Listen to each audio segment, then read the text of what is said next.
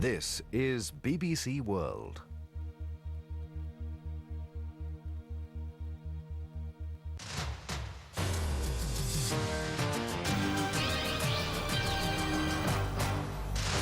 Hello and welcome to Dubai. I'm Nima Abouwarde, and coming up in this week's programme, a ride on the roller coaster of the Gulf's financial markets.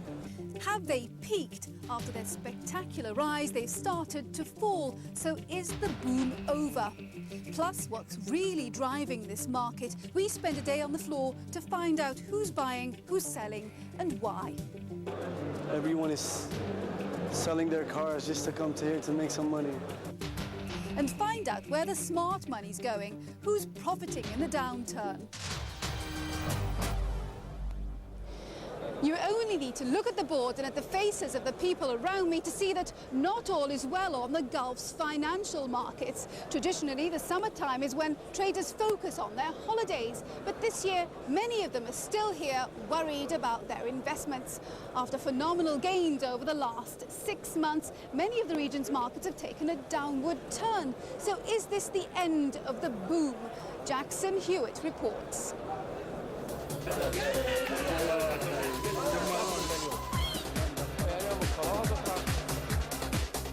Investing in the markets in the Gulf for most of this year has been a bit like shooting fish in a barrel. Put your money into some key stocks and watch it grow. Invest in Kuwait and you'd be sitting on a return of almost 50% for the first half of the year. In Saudi Arabia, stocks are up 70%. In Qatar, the market value has almost doubled, while in the UAE, you're looking at phenomenal returns of almost 145%. That's because the Gulf economies are booming. Cities like Dubai are seeing the benefits of the soaring price of oil. And as incomes rise, there's plenty of money washing around looking for a good return. Thousands of investors have been pouring into regional markets. In the last 3 years, they've grown by over $500 billion. And with a limited number of stocks to buy, traders have pushed prices up and up. Yes. They've been betting on big profit rises by Gulf companies, and by and large, they haven't been disappointed. Profits here in the UAE, for example, have doubled over the past year. But analysts say investors are beginning to realise that their expectations are getting ahead of what the companies can deliver. That the investors would be paying a lot more close attention to fundamentals. The feeling is that at such high valuations, share prices are no longer reflecting a company's worth. Investors have been used to double or even triple-digit returns, and now they are of the opinion that this rally is not sustainable. Well, we believe that earnings would moderate. We're not going to see the exceptional growth that we saw during the last 6 months or even in 2004. We think a lot of the earnings that have been generated through non-recurring income activities. Non-recurring income? Well, it turns out that small investors are not the only ones riding the boom. Companies themselves have been investing in the market, and it's not just the banks or financial firms. Plenty of non-financial companies have also been putting their funds into the market rather than investing in their own businesses. It's mostly the smaller companies that have invested a substantial amount of their capital in the stock market, and if you track down the performance and the financial performance of these companies, you would find a contribution from the market itself of around 80% of profitability, and then of their core operating performance of around 20%. So that's really poor quality of earnings for some companies. So if the market takes a prolonged downward turn, that's going to impact company earnings. And the sector that will be the biggest hit will be the banks. For the banks, their profits not just from investing, but also from lending to small shareholders. They've been more than happy to fund retail investors. It's a lucrative business, but a potentially dangerous one. If the market declines too far, banks might start calling in their loans, with devastating impact on investor confidence and bank profitability. It would compound the effect ultimately. of the decline. A lot of these banks do have a degree of exposure to the market through lending to investors and speculators. So yes, we've seen it before, and we probably will see it again if the market indeed does start triggering margin calls by these banks. But there's one thing this market has to cushion the fall: oil. While prices remain high, sentiment will remain strong. We're expecting $54 per barrel on average this year, falling to around $48 per barrel in 2006.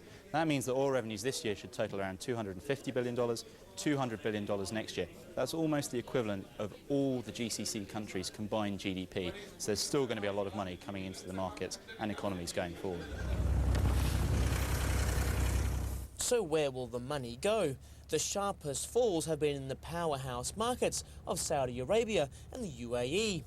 In the past, Gulf investors would send their money to the US or Europe. But with those markets relatively flat, this time around it seems as though it's staying closer to home. Traders are waiting to see if the falls will be sustained. Market watchers feel that a correction is underway, but no one is predicting a crash just yet. Fund managers are waiting on the sidelines, keen to pick up stocks as they reach fair value. But as the market falls, the greater fool theory comes into play.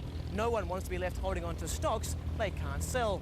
Unfortunately for smaller investors, it's usually them. Jackson Hewitt reporting there. Now, what's going on in the markets has certainly caught people's imagination. I've never seen the place this busy. Everyone seems to know someone who has doubled their money, even if they have no idea what a price-to-earnings ratio is. And that has encouraged more and more people to try their hand at stocks and shares, whether it's to earn a living or simply to top up their salaries. But are they riding for a fall? To find out, Neil Heathcote spent today with traders.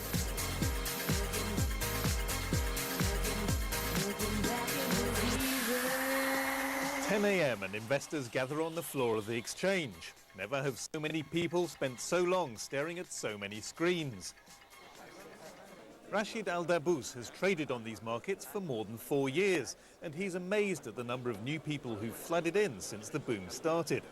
Unlike the early days, he says, many of them aren't investors, they're speculators. The speculators, they're looking for rumors, buying and selling, and depend on the rumors in the market. And now they are the majority here. That's why you could see the market today is going up and suddenly going down, because there are a lot of speculators selling without why they are selling. They don't know why they're selling or why they're buying. But if you're good at it, the rewards can be substantial, and so the number of people joining the market continues to rise by the day. Across the exchange, Deborah and her friend Claudia queue for a seminar to find out more about how the market works. I was a teacher, and I resigned so that I could get into this. My husband thinks it's better if I try to get into the stock market, and maybe I'll do better than being a teacher. I have a lot of friends that are doing the market, and they've started out with low income, and within a couple months, even 1 month, they made double of what their income is. So I'm hoping to put some of my savings into the market and make some profit from it. Sounds easy, but the markets can move in mysterious ways, and on this particular day, they're heading downwards. Many of the new investors are just waiting on the sidelines to see what happens. Companies may be reporting good profits, but that's no guarantee their shares will go up. See, with the market, you cannot decide what. It's a matter of either luck or you take a risk. And you see, usually right now, according to the statistics, you would buy A'mar, but it's falling. The prices are going down. You can't just go according to statistics in this market. It's more about feeling. This is Anwar Youssef's first day on the market, and he's spent the morning trying to get that feeling. In principle, he plans to invest for the long term, unless, that is, his stocks start falling heavily. It depends. If I buy in a high price and more than the average, I would try, for example, that it was going very down, very fast, and I hear, for example, the company is going down, I would try to sell it as fast as I can so I not get a very loss. And of course, nobody wants to get a loss. So what's happened to all the people who first came into the market as serious investors? After all his years of trading, Rashid Al Dabbous has just given it up and set up a brokerage instead. He thinks there's a better future explaining how the market should work to all the new arrivals. From now on, he'll be advising them on how to invest their money, rather than risking his own, trying to beat the speculators. Neil Heathcote reporting there. Well, we're going to take a short break now, and in part two, we look at some of the ways people have found to cut their losses in these volatile markets.